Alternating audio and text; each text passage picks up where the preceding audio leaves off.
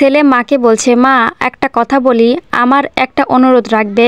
তুই চাইলে আমি কি না করতে পারি বল, তোর সব কথা রাখবো। তোমার বৌমা বলছিল তোমার বয়স হয়েছে, এখন তো তোমার শরীরে একটু বিশ্রাম প্রয়োজন, আর এই বাড়িটা অনেক ছোট, ভালো না, ছোট্ট ঘুপছি, তোমার কাশিও বেড়ে গেছে, আর ডায়াবেটিক্স তো আছেই, হার্টের সমস্যা আছে, হাড়ের সমস্যা, আরও কত কি। হ্যাঁ রে, মনে হয় বেশি দিন বাঁচবো না।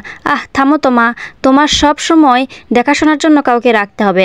আচ্ছা, আমাকে তাহলে গ্রামের বাড়িতে। ছেলে বলল, না না, ওই যে বৃদ্ধাশ্রমে স্পেশাল বেঞ্চে ভর্তি করালে কেমন হয়, এটাই বলছিল তোমার বৌমা। ওখানে অনেকেই থাকবে তোমার মতোই, তাদের সাথে গল্প করতে পারবে।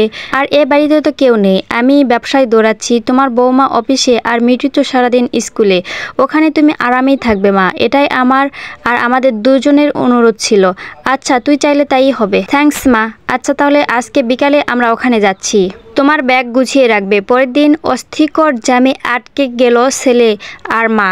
নীরবতা ভাঙলেন মা। বাবা, ওখানে আমাকে দেখতে যাবি তো? পারলে একটা ফোন কিনে দিস আমাকে। মা, তুমি ফোন দিয়ে কী করবে? ওখানে তো ফোন আছেই। কিছুক্ষণ পরে একটা বাড়ির সামনে এসে থামালো গাড়িটা। বেশ কিছুক্ষণ নীরব থেকে এবার ছেলে বলে উঠল, মা নামো, এটাই তো ওই বৃদ্ধাশ্রম। বলছিলাম না তোমার পছন্দ হবে? তোমার জন্য দোতলার দক্ষিণের ঘরটা বুকিং করে রেখেছি। টিং ডং দরজা খুললো। Happy birthday to you, happy birthday to you. মা দরজা খুলেই চমকে গেলেন মা।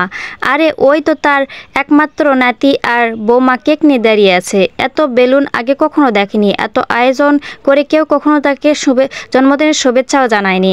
আরে ওই তো তার দুই মেয়ে আর তাদের জামাই দাঁড়িয়েছে, ওখানে ডেকে এনেছে তার পাগলটা। হ্যাপি বার্থডে মা, তুই অনেক বড় হয়ে গেছিস। মা কান্না কণ্ঠে বলল, কিন্তু এটা কার ঘর? বাড়ির ফলকে নাম দেখনি? বাবার নামে রেখেছি মা, পুরো বাড়িটাই আমাদের, এবার তুমি আরামে থাকতে পারবে। তুই না, এমন কি কেউ কি করে? কান্না ভেজা চোখে জোরে জোরে মাথা নাড়াচ্ছেন, আনন্দের কথা বলতে পারতেছেন না। আয়োজন শেষে ঘুমাতে যাবে এমন সময় পিছনে থেকে মায়ের ডাক। হাতে ব্যাগটা অতিপতি খুঁজে একটা কৌটা বের করে ছেলের হাতে ধরিয়ে দিলেন। এই নে, দরকার হবে না, ইঁদুরের বিষ। চিন্তা করেছিলাম যদি বৃদ্ধাশ্রমে রেখে আসিস তাহলে সেদিনই এটা খেয়ে নেব।